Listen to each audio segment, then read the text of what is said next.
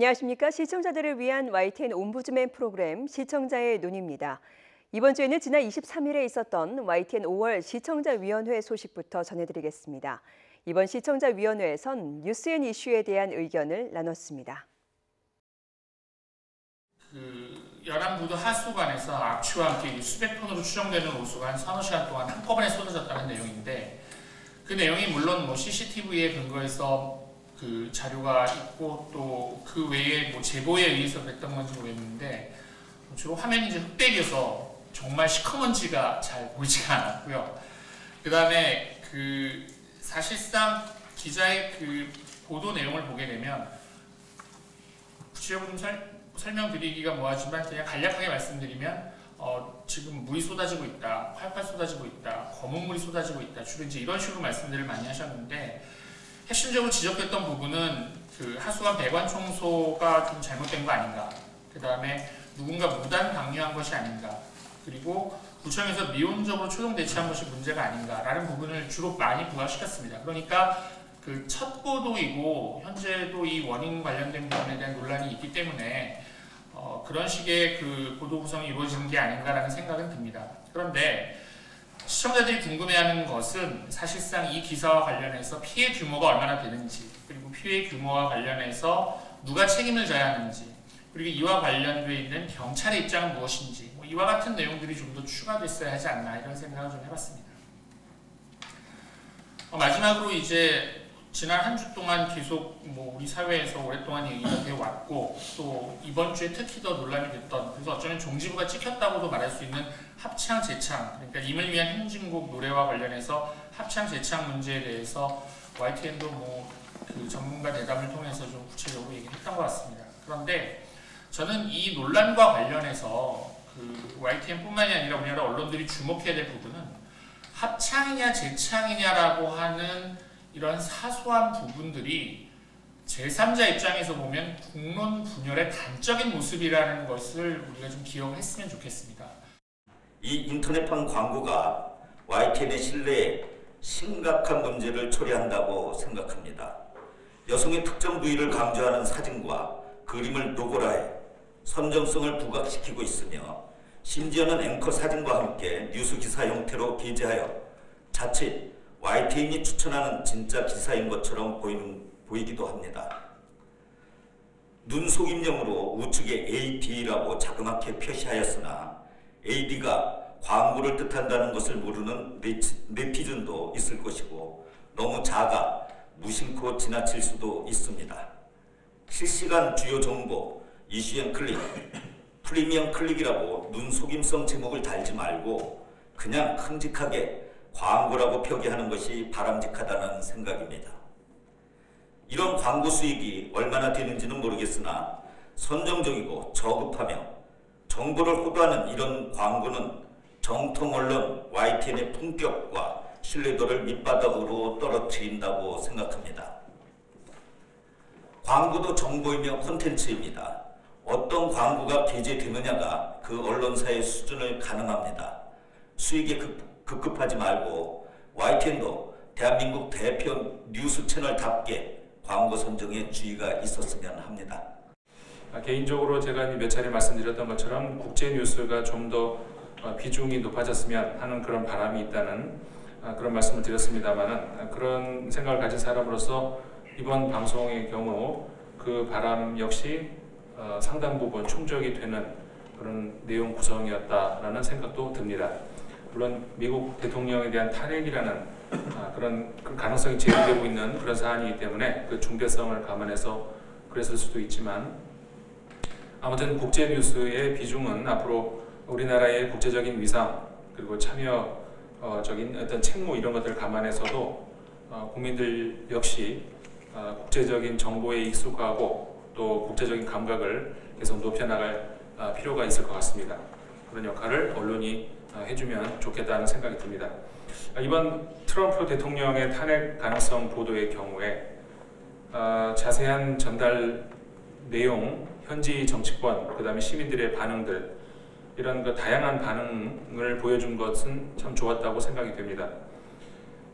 근데 다만 한 가지만 지적을 하고 싶은 것은 이 탄핵이라는 그 어떤 말하자면 민주 질서의 극단적인 행위가 나올 그런 가능성을 미국에서 이제 만든 그 발단, 정치적인 함의, 그다음에 정치적인 가능성, 국민들의 여론 이런 것들을 자세히 알려주는 것은 좋았는데 뭐 조금은 우리가 뭐 우스갯소리로 탄핵하면 또 전 세계 우리나라 국민들만큼 많이 하는 국민들도 없을 것 같습니다. 그래서 미국에서도 탄핵 얘기가 나오면 관심이 갈 수밖에 없을 것 같은데 그렇다면은 미국에서는 사법적인 절차가 우리나라하고 뭐가 많이 다르지 않겠습니까? 그런 어떤 차이점 이런 것들을 또 소개를 하는 그런 코너가 있었다면은 그런 설명이 있었다면은 하는 그런 아쉬움이 좀 있습니다. 그 다음에 칸 국제영화제에 대해서 출품된 봉준호 감독의 옥자를 이제 보도하면서 디지털 플랫폼인 넷플릭스로 공개되기 때문에 사실상 수상이 힘들다 이런 보도 내용이 나왔습니다. 근데 제가 알기로 아직 시상식이 되지도 않았는데 시상식 이전에 이미 수상이 힘들다 이런 보도를 하는 게 과연 어떨지. 물론 뭐 사실상 그런 일 때문에 수상이 힘들다 하더라도 차라리 시상식이 끝난 이후에 어찌어찌해서 수상을 못했다 이렇게 좀 선우를 바꿨으면 더 좋지 않았을까 이런 생각이 들었습니다. 그 다음에 산불 감시 보도에 관해서도 마찬가지인데요. 산불 감시원들이 철수하고 굉장히 해이하다, 낮잠 자고 이 산불 감시가 느슨하다는 그런 고발성 뉴스인데 오히려 산불이 자주 발생하는 시즌 이전에 그런 거를 좀 보도해 줬으면 현장에서 더욱더 경각심을 가지고 올 봄에도 산불이 일어났는데 그런 산불을 예방하는 효과까지 있지 않았을까 하는데 오히려 산불 시즌이 좀 지난 뒤에 이걸 고발성 뉴스가 나온 게 조금 시즌이 보도 시점으로 봤을 때 좀 아쉬웠습니다. 그 다음에 YTN 사이언스에 있어서는 그 황사 및 미세먼지에 요즘 관심이 많은 시즌인데 그 차 안에서 공기를 어떻게 깨끗이 걸러주는지 그 기계적인 부분, 그 에어컨 필터 관련 보도를 한 것은 아주 좋았습니다. 뉴스 전반에 관해서 말씀을 드리면 YTN이 뉴스 전문 채널로서 정말 공정한 보도가 생명인데 반대로 너무 공정하고 이런 거에만 또 이렇게 초점을 맞추다 보면 그러니까 시청자들의 신뢰감을 끌으면서 재미, 호기심을 갖게 하는 어떤 시청률 측면에서 또 이렇게 낮아질 수가 있기 때문에 그 두 가지의 토끼를 사실 다 잡아야 된다는 어려움이 항상 있습니다.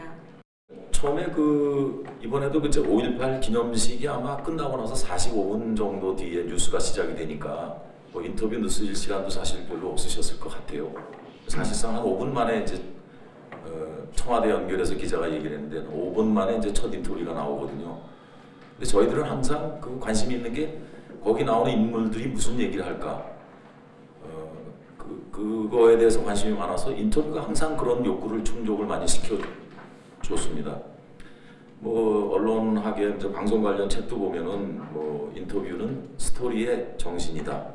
또 어떤 사람은 좀 세게 얘기하면 스토리의 영혼이다, 이렇게 얘기하는 분들도 있고요. 그다음에 현장 분위기를 이해하는 데는 기자 말 목소리보다는 그 현장 그 상황 속에서 나오는 인터뷰하는 분의 목소리, 표정 이런 것들이 상당히 의미를 많이 전달하는데 인터뷰가 좀 이렇게 좀 잘 안 나오니까 조금 그런 면에 있어서 이번에도 좀 아쉬움이 느껴졌습니다. 또 기사 내용을 보면 역대 최대 규모의 행사라고 해서 시민들이 많이 왔다 이런 얘기도 있고 그래서 뭐 이런 거는 좀 행사하기 전에라도 미리 이렇게 좀 따놓으시면 또 좋지 않았을까 뭐 이런 생각도 좀 한번 해봤습니다. 물론 이제 뒤에 뭐 출연자 두 분이 나오셔가지고 50분 동안 행사에 대해서 자세히 토론을 했기 때문에 일부러 앞에는 뭐 짧게 가셨을 수도 있겠다는 생각도 좀 했지만 역시 신문의 일면이 주는 무게감이라든지 또 앞에 듣는 거하고 또 뒤쪽에 가서 듣는 거하고 또 분위기가 많이 다르기 때문에 그런 생각을 좀 하게 됐습니다. 근데 반면에 이제 재조명되는 노무현이라는 타이틀의 리포트는 그거 하나에 인터뷰가 2개가 들어가니까 이건 또 이런 기자분들 계시구나. 하나만 해도 충분하다고 생각할 텐데 우리 윤현숙 기자라는 분이 그래서 이름을 제가 일부러 한번 좀 외웠습니다. 이렇게 기자 정신도 있으시고 또 현장감에 대해서 좀 강조를 하시고 또 정성이 더 들어갔다는 느낌을 상대적으로 제가 받았습니다. 자막의 한자는 주로 이름절에 사용되는 경향이 있습니다. 사람의 성이나 나라 이름, 기관명 같은 것을 한 글자로 줄여 말할 때 주로 사용이 됩니다. 미국, 북한, 중국, 일본 등을 미, 중, 북, 일 뭐 이렇게 사용할 때 한자가 사용이 되기도 하고요. 최근에 박근혜 전 대통령, 홍준표 전 경남지사, 조응천 전 비서관, 호미 전 FBI 국장 등과 같이 전이라고 하는 한자도 많이 사용되는데 이번에 특별히 보니까 서거 8주기 재조명되는 노무현 전 대통령이라든지 노무현 전 대통령 관련 도서 판매량 느려와 같이 이 경우는 전이 한자로 사용되지 않은 것을 알 수가 있습니다. 한자의 성을 그 사람의 성을 한자로 표기한 것, 문 대통령, 우 라인 솎아내기 등에서 볼 수가 있는데 문 대통령의 좋은 느낌, 친서 아름답다. 저도 아름답다가 좀 이상하긴 했어요. 일부에서는 문을 한자로 표기하고 같은 내용을 2부에서 반복해서 사용할 때는 문 대통령의 좋은 느낌, 친서가 아름답다. 그래서 문 대통령을 한자로 표기하지 않았습니다. 5.18 기념 관련 보도에서도 문은 한자와 한글이 혼재돼서 표기되었습니다. 그 사람의 이름이나 나라 이름 이외에도 검찰이라든지 청와대, 군대 등을 한 글자로 줄여서 말할 때는 주로 YTN뿐만 아니라 대부분의 TV 뉴스 프로그램에서 한자로 표기하는 것으로 보입니다. 그리고 12시 18분에 시작된 좌당 코너는 1시 9분까지 무려 50분 넘게 진행이 됐는데요. 종편에서 얼굴이 익은 변호사와 시사평론가가 출연을 했습니다.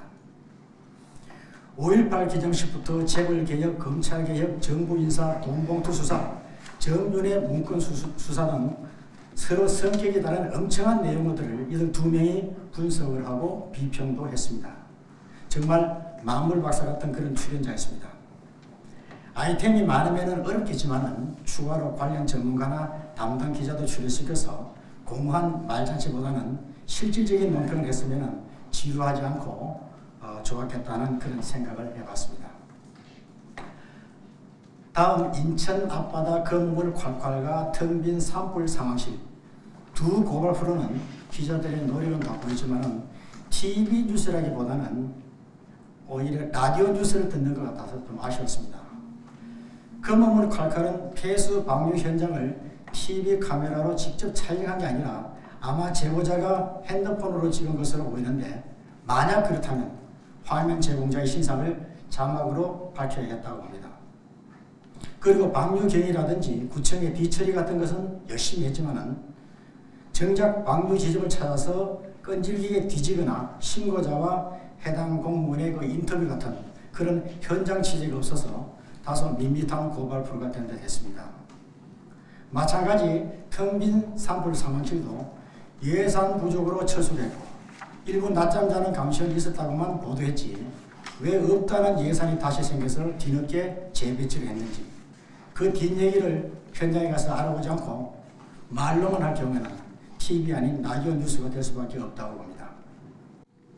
또한 뉴스앤 이슈에서는 그동안 대통령의 공약사항을 쭉 알려주면서 여러 가지 내용들을 잘 정리해주는 시간을 가져서 시청자들에게 다시 한번 여러 가지 그런 도움을 준 것으로 생각합니다.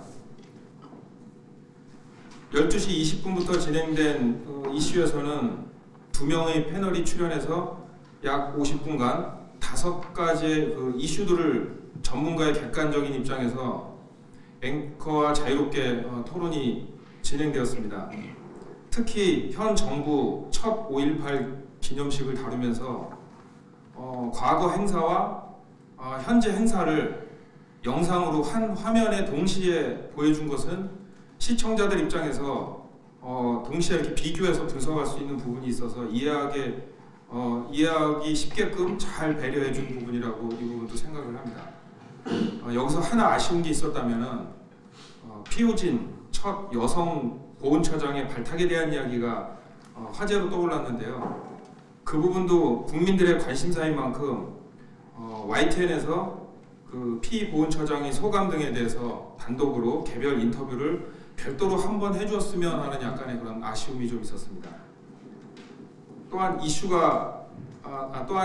이슈 코너가 시작되는 12시 20분부터 그 상단 좌측 속보에는 5.18 기념식 내용 위주로 7개의 자막이 50분간 교대로 계속 나갔는데, 이 긴 시간 동안 똑같은 내용이 계속 나가는 것보다는 패널과 그 앵커의 실시간 그 대화 속에 이슈에 맞는 그러한 실시간 관련 내용들이 나가줬으면 더 좋았을 것 같다는 생각을 해봤습니다. 이 5.18 기념식 보도 관련해서 앵커의 멘트와 관련해서 이 김정아 앵커께서 5.18 기념식에 여야 정치인들도 대거 참석했습니다.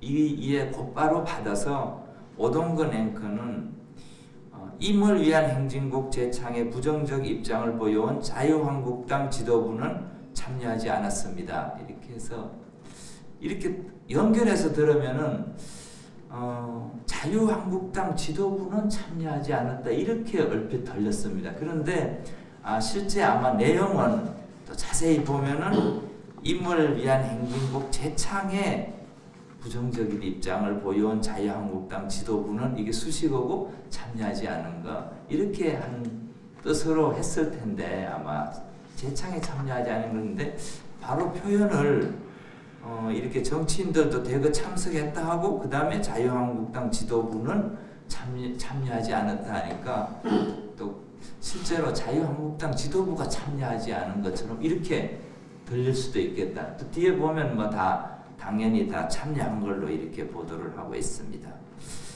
그래서 그런 부분이 사소한 표현이지만 좀 순간적으로 오해할 수 있다는 생각도 들었습니다.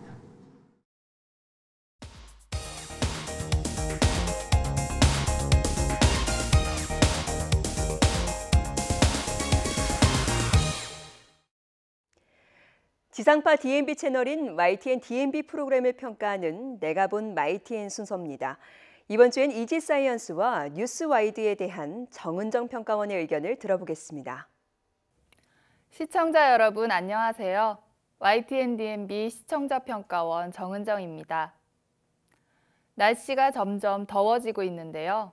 때이른 초여름 날씨에 사람들의 옷차림도 점점 짧아지고 있습니다. 금방이라도 바닷가로 물놀이를 떠나야 할 것 같은 요즘 날씨에 걸맞게 해양 레저와 관련된 재미있는 과학 이야기가 이지사이언스를 통해 방송되었습니다. YTN DMB의 이지사이언스는 생활 속의 과학 기술들을 더욱 쉽고 재미있게 보여주는 프로그램인데요.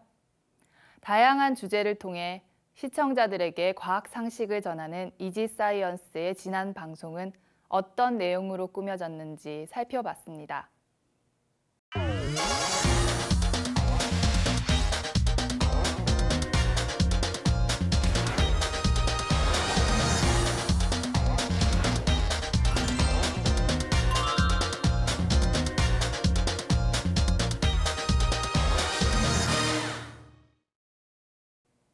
이지사이언스의 해양 레저 편에서는 전복되지 않는 세발 보트, 배터리로 운행하는 전기 선박, 물과 땅 모두에서 달릴 수 있는 수륙 양용차를 차례로 소개하며 이와 관련된 과학 원리들을 알기 쉽게 전해주었습니다.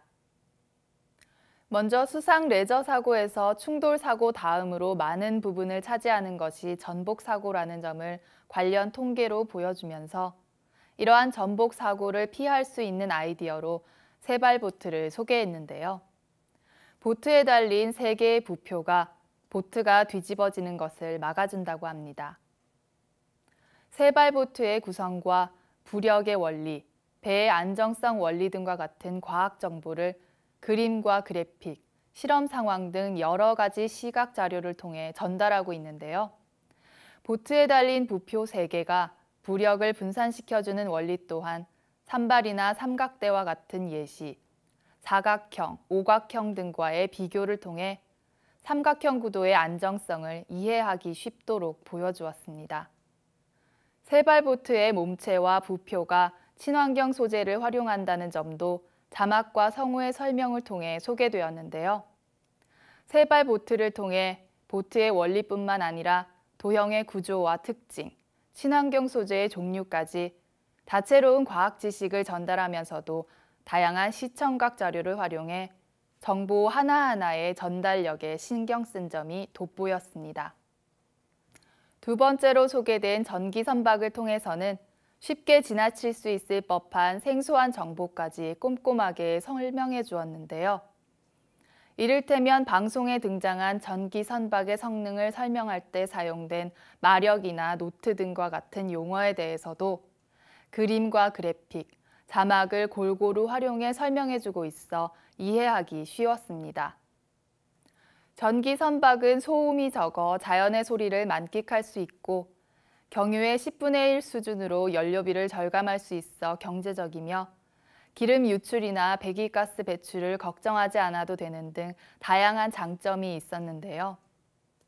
물과 전기가 만났을 때 우려할 수 있는 감전이나 누전의 문제에 대해서도 함께 설명해 줌으로써 전기 선박을 보며 내내 들었던 궁금증을 해결할 수 있었습니다. 마지막으로 소개된 수륙 양용차는 땅과 물을 가리지 않고 신나게 달리는 모습이 시원해 보였습니다. 여러분도 물 위를 달리는 자동차에 대해서는 한 번쯤 상상해 보셨을 텐데요. 그런 상상이 얼마나 현실로 다가와 있는지 확인해 볼 수 있어 흥미로웠습니다. 수륙 양용차는 몸체가 방수 처리되어 있고 타이어의 울퉁불퉁한 형태가 물갈퀴의 역할을 해 땅과 물을 가리지 않고 달릴 수 있다고 하는데요.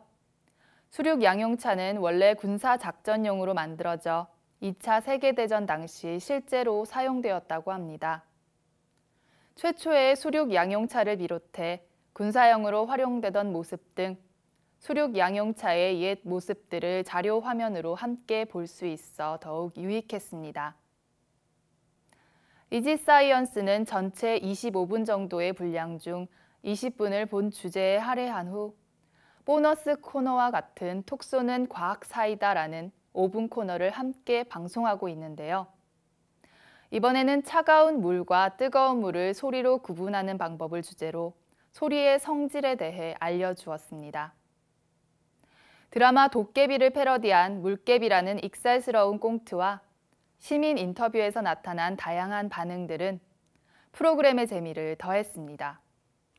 차가운 물과 뜨거운 물의 파형 비교 실험을 통해 온도에 따른 물의 밀도 차이 때문에 파형이 달라진다는 점을 전문가의 설명과 그래픽으로 보여주었습니다. 낱말은 새가 듣고 반말은 쥐가 듣는다는 속담에 담긴 소리의 굴절 원리 또한 그림 꽁트로 볼 수 있어 쉽고 재미있게 이해할 수 있었습니다. 짧은 분량이었지만 매우 재미있고 알찬 코너였다고 생각됩니다. 이지사이언스는 전체적으로 담고 있는 정보의 양이 많지만 시청자들이 그것을 쉽게 받아들일 수 있도록 다양한 방법으로 시각화해 보여주고 있는데요. 이에 더해 재미에도 신경을 씀으로써 즐겁게 방송을 보면서도 자연스럽게 유익한 정보를 얻게 된다는 점이 큰 장점이라고 생각됩니다.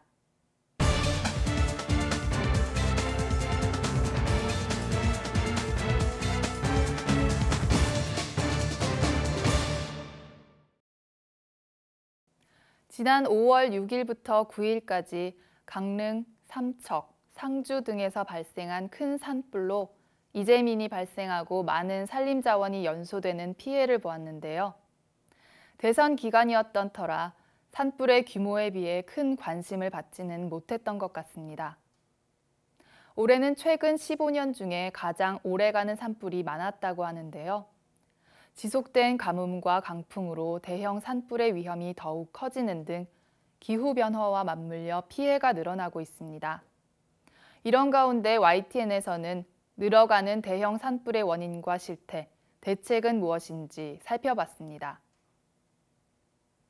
YTN의 최근 15년 산불 발생 분석 결과와 산림과학원의 분석 화면, 위성사진 등 다양한 시각 자료를 통해 피해의 심각성을 한눈에 파악할 수 있었는데요. 산불은 한 번 일어나면 복구에 오랜 시간이 걸리는 만큼 산불에 대한 경각심과 예방 노력이 필요하다는 점을 느낄 수 있었습니다. 가뭄과 강풍 등 기후의 영향과 동시에 활용할 수 있는 헬기 자원이 부족했던 점이 이번 피해의 원인이라고 지적됐는데요. 따라서 헬기 자원 활용 시스템의 재정비에 대한 앵커의 질문에 산림청 당국자의 답변이 구체적이어서 다소 안심이 되었습니다. 이재민들에 대한 긴급 지원, 여름철 수해 대비 응급 복구와 조림 등 여러 가지 대책과 함께 재난 대응 시스템의 개선도 요구되었는데요.